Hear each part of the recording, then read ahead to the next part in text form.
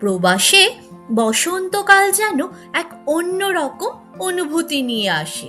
শীতের দীর্ঘ সময় পার হওয়ার পর যখন চারপাশে কেবল ধূসরতা আর নির্জীবতা, হঠাৎ করেই তখন দেখা দেয় গাছগুলিতে কচি পাতা আর রঙিন ফুল।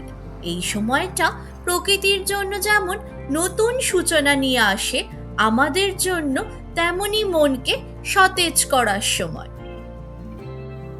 প্রবাসে হয়তো বসন্তকাল একটু ভিন্নভাবে আসে। শহরটা হয়তো আমাদের নিজের শহরের মতো নয়, কিন্তু প্রকৃতির রূপ যেন সব জায়গায় একরকম সৌন্দর্য নিয়ে ভরে ওঠে। হ্যালো এভরিওয়ান, আমি দেবলীনা আবারও স্বাগতম জানাই আমার নতুন একটি ব্লগে। আশা করছি আপনারা সবাই ভালো আছেন, আমরাও ভালো আছি। আজকে আমরা সকাল সকাল বেরিয়ে পড়েছিলাম মর্নিং ওয়াকের উদ্দেশ্যে। সূর্য তখনও পুরোপুরি বেরোয়নি, মেঘের আড়ালে একটু লুকোচুরি খেলছে, কিন্তু তবুও চারপাশের পরিবেশে অদ্ভুত শান্তি ছিল। সকালে ঠান্ডা হাওয়ার মধ্যে বেরিয়ে পড়তে মনটা ভালো হয়ে গেল। হাঁটতে হাঁটতে চারপাশে তাকিয়ে দেখছি গাছগুলোতে নতুন ফুল ফুটেছে, কোথাও সাদা, কোথাও গোলাপি। মনে হচ্ছিল যেন পুরো প্রকৃতি রঙিন হয়ে উঠেছে। বসন্তের এই সময়টায় প্রকৃতি যেন নিজেই সাজে, আর সেই সাজ দেখলেও মনও আনন্দে ভরে যায়। তারপর আমরা হাঁটতে হাঁটতে পৌঁছে গেলাম একটি ড্যাফোডিলসের মাঠের সামনে। মাঠটা বিস্তীর্ণ, যত দূর চোখ যায় শুধুই হলুদ রঙের ড্যাফোডিলস। হাওয়াতে ফুলগুলো দুলছে আর সূর্যের হালকা আলো তাদের আরো উজ্জ্বল করে তুলছে। মনে হচ্ছিল পুরো মাঠটাই যেন সোনালী রঙের কার্পেট দিয়ে ঢাকা। এই মুহূর্তটা সত্যিই ছিল অপূর্ব। শীতের ধূসরতার পর যখন এই হলুদ ফুলগুলো ফুটে ওঠে, তখন মানুষ জানে বসন্ত এসে গেছে। বিশেষ করে ইংল্যান্ডে, ওয়েলসে এবং নেদারল্যান্ডসে এই ফুল খুবই জনপ্রিয়। ড্যাফোডিলের ইতিহাস প্রাচীন যুগ পর্যন্ত বিস্তৃত। প্রাচীন গ্রিক সভ্যতায় এই ফুলের সঙ্গে একটি বিখ্যাত পৌরাণিক কাহিনী জড়িত। সেই কাহিনীতে নার্সিসাস নামে এক সুন্দর যুবকের কথা বলা হয়। তিনি নিজের সৌন্দর্যে এতটাই মুগ্ধ ছিলেন যে জলে নিজের প্রতিবিম্ব দেখেই প্রেমে পড়ে যান। শেষ পর্যন্ত তিনি সেই জায়গায় মারা যান এবং সেই স্থানে একটি ফুল জন্মায়, যা পরে নার্সিসাস বা ড্যাফোডিল নামে পরিচিতি হয়। মধ্যযুগে ইউরোপে ড্যাফোডিলের ফুলের গুরুত্ব বাড়তে শুরু করে। অনেক মানুষ বিশ্বাস করত যে এই ফুল সৌভাগ্য ও নতুন জীবনের প্রতীক। বিশেষ করে বসন্তকালে যখন প্রকৃতি নতুনভাবে জেগে ওঠে, তখন ড্যাফোডিল সেই নতুন শুরুর প্রতীক হিসাবে দেখা দেয়। ড্যাফোডিলসের এই রকমই কোনো সোনালী মাঠ দেখে গভীরভাবে মুগ্ধ হয়েছিলেন বিখ্যাত ইংরেজ কবি উইলিয়াম ওয়ার্ডসওয়ার্থ। হালকা হাওয়াতে দুলতে থাকা হাজারো হলুদ ফুল তার হৃদয় ছুঁয়ে গিয়েছিল। সেই অনুভূতি থেকে তিনি লিখেছিলেন বিখ্যাত কবিতা I wandered lonely as a cloud. প্রকৃতির সেই মুহূর্ত তার মনে এমন আনন্দ জাগিয়েছিল যা আজও মানুষকে গভীরভাবে স্পর্শ করে। একটি বিশেষ সাংস্কৃতিক গুরুত্বও আছে এই ড্যাফোডিল ফুলের। এটি ওয়েলসের জাতীয় ফুল হিসাবে পরিচিত। প্রতি বছর সেন্ট ডেভিস ডে উপলক্ষে ওয়েলসের মানুষ ড্যাফোডিল ফুল পরিধান করে তাদের জাতীয় পরিচয় উদযাপন করে।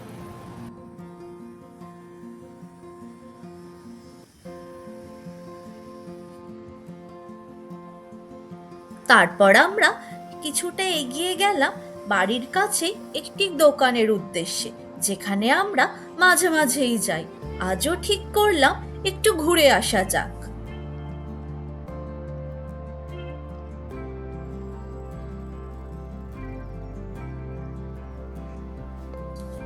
দোকানে ঢুকতেই দেখা গেল চারপাশে রঙিন সাজে ভরে গেছে, কারণ ইস্টার উৎসব আসছে। দোকানের ভেতরে রঙিন ডিম, খরগোশের খেলনা, চকলেট এবং অন্যান্য সাজসজ্জার জিনিস রাখা।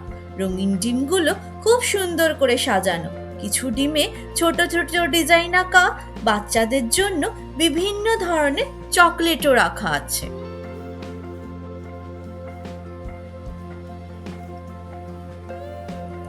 ইস্টার মূলত খ্রিস্টানদের একটি গুরুত্বপূর্ণ উৎসব। এই দিনে যীশু খ্রিস্টের পুনরুত্থান উদযাপন করা হয়, তবে সময়ের সাথে সাথে এটি শিশুদের আনন্দের উৎসব হিসাবেও জনপ্রিয় হয়ে উঠেছে। রঙিন ডিম এবং চকলেট হলো ইস্টারের বিশেষ প্রতীক।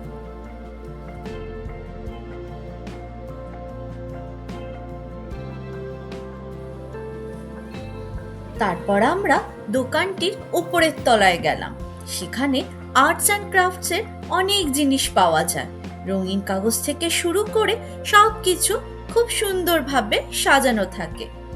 আজকে আসার মূল কারণই ছিল কয়েকটা ক্রাফটসের জিনিস নেওয়ার, যাতে কিছু সুন্দর জিনিস ইস্টার উপলক্ষে বানানো যায়।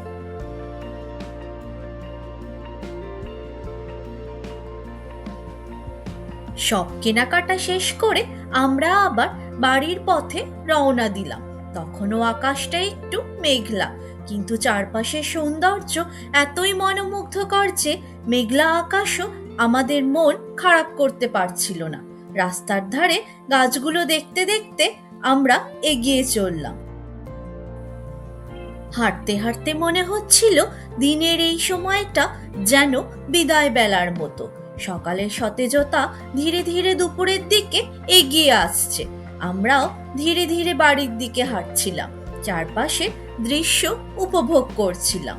প্রবাসে থাকলেও এই ধরনের মুহূর্তগুলোই আমাদের মনে করিয়ে দেয় যে সুখ আসলে ছোট ছোট জিনিসের মধ্যেও লুকিয়ে থাকে।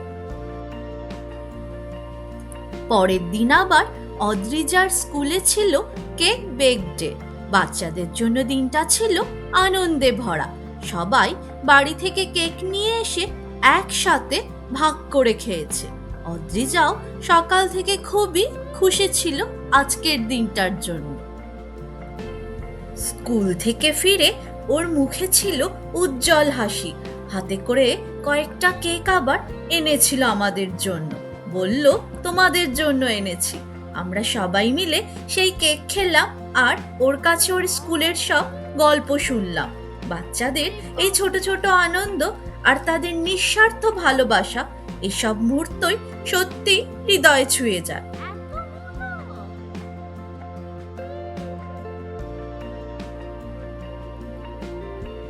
আজকের মতো এখানেই শেষ করছি আমাদের ছোট্ট দিনের গল্প নিয়ে।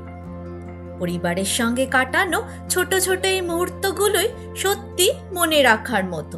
এমন ছোট ছোট সুখী দিনের শেষে মন ভরিয়ে দেয়। আশা করি আপনাদের ভিডিওটি ভালো লেগেছে। আবারও দেখা হবে নতুন কোনো দিনের গল্প নিয়ে। ততদিন পর্যন্ত সবাই ভালো থাকবেন আর সুস্থ থাকবেন।